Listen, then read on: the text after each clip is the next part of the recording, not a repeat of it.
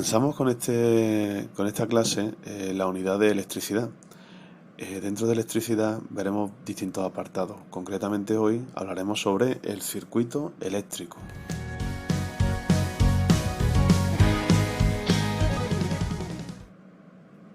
Primero empezaremos viendo cuál es la estructura del átomo, qué es lo que tiene un átomo por dentro, cuáles son las partículas que lo componen y cuáles son las cargas que intervienen. También repasaremos lo que son los conductores y los aislantes. No todos los materiales son iguales, unos permiten el paso de la corriente eléctrica y otros no, y veremos por qué. Hablaremos sobre qué es la corriente eléctrica, qué es lo que ocurre dentro de un cable cuando nosotros hacemos pasar electricidad a través de él. Y también veremos qué es un circuito eléctrico, cómo se pueden combinar diferentes elementos y formar un circuito de forma que pase la corriente a través de ellos y ver cómo funcionan. Los circuitos eléctricos pueden ser muy sencillos o pueden ser muy complejos. Los circuitos eléctricos están formados por componentes eléctricos y cada uno de esos componentes eléctricos pertenece a un grupo diferente. Hay componentes eléctricos que dan energía al circuito, otros que la consumen, la gastan y la transforman en otro tipo de energía. Hay conductores que lo único que hacen es dejar pasar la corriente eléctrica a través de ellos. O hay elementos que actúan como elementos de seguridad o elementos de control del funcionamiento de ese circuito. Los veremos con ejemplos y también nos daremos cuenta de que cada uno tiene una representación diferente. Se representan con un símbolo a la hora de representar el esquema eléctrico, que es el plano del circuito. Veremos que hay diferentes esquemas eléctricos dependiendo del circuito que queramos representar. También veremos la diferencia entre un circuito abierto y un circuito cerrado. Y veremos el sentido de la corriente, cómo se desplazan los electrones.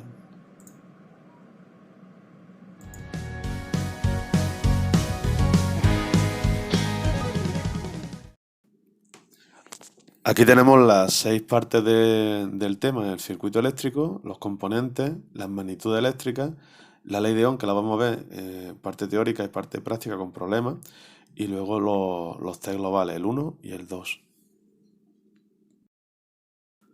Nos vamos siempre a la versión dinámica, donde podemos ir leyendo las cuestiones teóricas y resolviendo las actividades prácticas que nos van preguntando en respuestas alternativas, y vamos así avanzando el tema como hemos hecho siempre hasta ahora.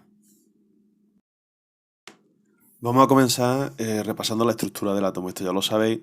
El átomo tiene dos partes, la corteza y el núcleo. Dentro del núcleo tenemos dos tipos de elementos que son los protones y los neutrones. Los protones tienen carga positiva, los neutrones no tienen carga. Son dos partículas que tienen bastante masa en comparación con los electrones. Y luego en la corteza se encuentran los electrones, que son muy pequeñitos, tienen muy poca masa, están más libres porque pueden circular y desplazarse alrededor del núcleo y tienen carga negativa. Entonces, repasando, el núcleo se compone de protones y de neutrones. La corteza tenemos los electrones. Núcleo tiene carga positiva por parte de los protones y neutra porque los neutrones no le aportan ninguna carga, y la corteza tiene carga negativa. Y los electrones son elementos que pueden salirse del átomo o pueden ser recibidos en un átomo. Tienen más libertad de movimiento. El núcleo es mucho más consistente, más duro de romper. Sabemos que existen materiales que permiten el paso de la corriente eléctrica, que son los conductores, y materiales en los que es mucho más difícil hacer pasar la corriente eléctrica a través de ellos, que son los aislantes. Todo depende de la fuerza con la que los núcleos atraigan a los electrones. Si la fuerza es muy grande, los electrones no se pueden desplazar y entonces no se transmite la corriente eléctrica, porque entendemos que la corriente eléctrica es el paso continuo de electrones a través de un elemento conductor. Ejemplos de conductores, pues bueno, todos los metales, y ejemplos de aislantes, pues podemos hablar del vidrio, la madera, etcétera. El plástico tampoco puede conducir la electricidad. Recordad que la corriente eléctrica es el paso de carga eléctrica a través de un cuerpo que actúa como conductor, el movimiento, partículas cargadas en movimiento. Cuando estamos hablando de circuito eléctrico, nos estamos refiriendo a un conjunto de elementos que están conectados entre sí, a través de los cuales puede circular la corriente eléctrica. Si nosotros tenemos una bombilla que la conectamos a una pila a través de unos cables, podemos hacer que la corriente eléctrica pase de la pila a través de la bombilla y la bombilla pues, pueda funcionar produciendo un trabajo útil, transformando parte de la energía eléctrica de la pila en energía luminosa, en calor, etcétera. Los circuitos eléctricos pueden ser muy simples si tienen muy pocos elementos o son elementos sencillos, o pueden ser muy complejos si tienen numerosos elementos conectados y además tienen diferentes caminos por los que la electricidad puede circular.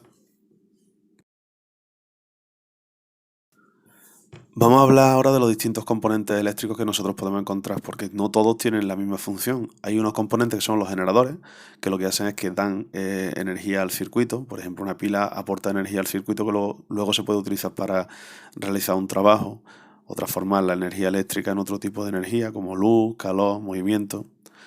Esos son los generadores. Los receptores son aquellos elementos que reciben esa energía y la gastan. Por ejemplo, un motor recibe la energía eléctrica y se transforma en movimiento. Una bombilla también sería un receptor porque recibe esa energía eléctrica y la transforma en luz. Una resistencia recibe la energía y la transformaría en calor, etcétera. Los conductores son los elementos que permiten el paso de la corriente eléctrica, serían simplemente los cables, aunque en realidad todos los elementos son conductores, pero estos solamente tienen la única función de dejar pasar la corriente a través de ellos y conectar a los generadores, receptores y demás elementos. Tenemos los elementos de control, que son aquellos que controlan el circuito. Por ejemplo, un interruptor decide si se pasa o no pasa la corriente a través de un circuito. Los conmutadores, que son los elementos que permiten dirigir la corriente hacia un camino u otro. Los pulsadores, son elementos que bien cuando nosotros los pulsamos pasa corriente, o bien cuando nosotros los pulsamos deja de pasar corriente, según el tipo de pulsador que sea, etcétera. Luego también hay otros elementos que son los elementos de protección. Son los elementos los interruptores automáticos, los PIA, por ejemplo, que saltan cuando la intensidad de la corriente es elevada. O, por ejemplo, los fusibles, que son elementos que se funden y impiden el paso de la corriente para proteger el circuito, etcétera. Si os fijáis, cuando representamos un componente en un esquema eléctrico, no utilizamos el dibujo tal como aparece en la fotografía, sino que lo que hacemos es que representamos ese objeto mediante un símbolo que lo representa. Por ejemplo, estáis viendo la pila, barrita grande, barrita pequeña, más gruesa, polo positivo y polo negativo. Un cable simplemente a una línea. La bombilla es una aspa metida dentro de un círculo. El motor eléctrico sería un círculo con una M dentro. El zumbador es un semicírculo con dos patitas. Y luego los interruptores y los pulsadores, que se representan, como veis en la imagen, siempre se representan con una línea más gruesa, que sería la parte móvil, y el cable, pues, que sería una línea más fina. Y luego los pulsadores también. Siempre se representan abiertos. Aunque el circuito esté funcionando, se representa el interruptor abierto para hacer ver que ahí hay un interruptor.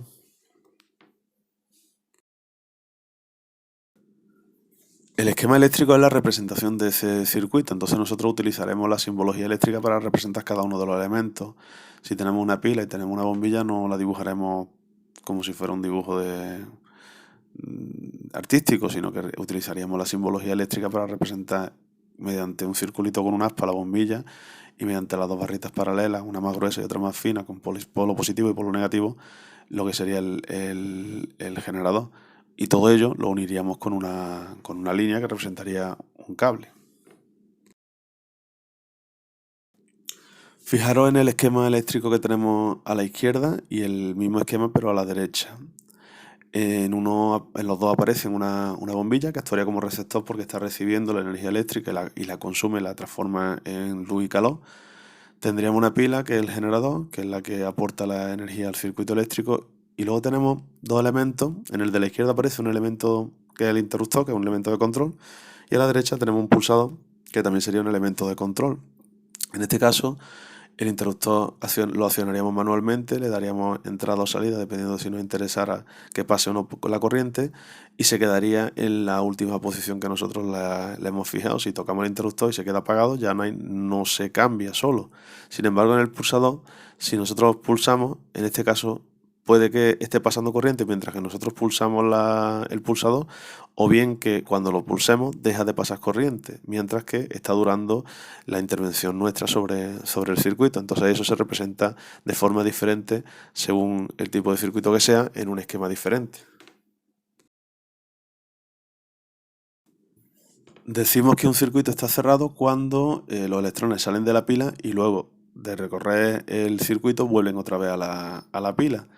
Si el circuito está abierto es porque hay un hueco donde los electrones no pueden continuar su camino y entonces el circuito no funcionaría. Una bombilla con un circuito abierto no se encendería. Cuando hablamos del sentido de la corriente nos estamos refiriendo a la dirección en la que se desplazan los electrones. Hay dos sentidos, un sentido real y luego un sentido convencional o histórico. Y es porque al principio se pensaba que los electrones circulaban de una forma y luego se descubrió que existe un desplazamiento diferente. Entonces, el sentido real de los electrones es: un electrón tiene carga negativa, busca su carga positiva, entonces saldría del polo negativo y llegaría al polo positivo. Ese es el sentido real de la corriente. Es decir, nosotros, si quisiéramos representar el sentido real de la corriente, usaríamos una flecha que sale del polo negativo y va hacia el polo positivo. ¿Cuál sería el sentido convencional o el sentido histórico? El que se utiliza cuando nosotros vamos a representar un esquema eléctrico. Es decir, ponemos la flecha al contrario, desde el polo positivo hacia el polo negativo, porque así se pensaba que la corriente circulaba. Luego se descubrió que no, que era al revés.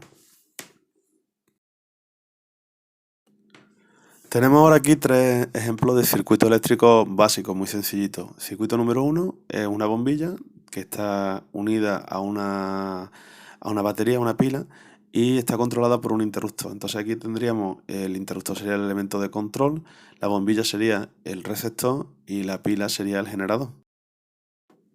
En el circuito 2 encontramos un motor que está conectado a una pila y tendríamos un interruptor. Entonces aquí lo que ocurre es que el motor está funcionando con el control del interruptor, que es el que acciona y hace que funcione o no funcione con la energía que recibe de la batería. Y en el circuito número 3 lo que tenemos es un zumbador que está conectado a una batería y está conectado también, controlado por un pulsador. El pulsador es el elemento de control, mientras que nosotros pulsemos el pulsador podría estar funcionando el zumbador, es decir, es como si fuera un timbre, mientras que pulsamos suena. Fijaros que, por ejemplo, el circuito 1 es una linterna, nosotros le damos al interruptor y la luz se enciende. En el circuito número 2 podría ser una batidora donde nosotros presionamos y automáticamente empieza el motor a moverse, o un ventilador, ¿no? Y el circuito número 3 puede ser un timbre de una casa o el portero automático de un bloque.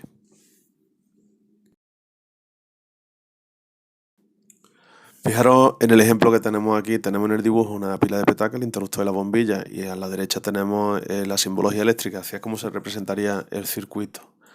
En el segundo circuito lo que tendríamos es eso, la pila de petaca, el interruptor y el motor eléctrico. Cuando nosotros le damos el interruptor, el motor empezaría a moverse. Y en el tercer caso tendríamos exactamente lo mismo. Es el pulsador que nosotros cuando lo accionamos el circuito se quedaría cerrado y entonces podría funcionar.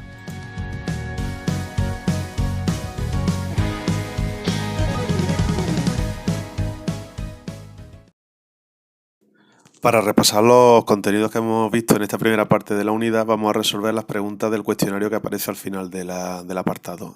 Son 10 cuestiones, vamos a ir una por una. La primera que nos hacen es que nos preguntan qué es la corriente eléctrica. La corriente eléctrica no es más que el flujo continuo de partículas cargadas en movimiento a través de un conductor. Es decir, tenemos un elemento por donde puede pasar la corriente eléctrica y simplemente electrones circulando, como si fuera una corriente de un río a través de él.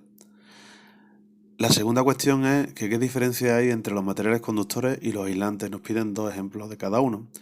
Los materiales conductores son los que conducen la corriente eléctrica y los aislantes los que no la conducen. Ejemplos de conductores son el cobre y el grafito. Ejemplos de aislantes pues serán la madera, el plástico. La tercera cuestión nos preguntan que qué es un circuito eléctrico y para qué sirven los circuitos eléctricos.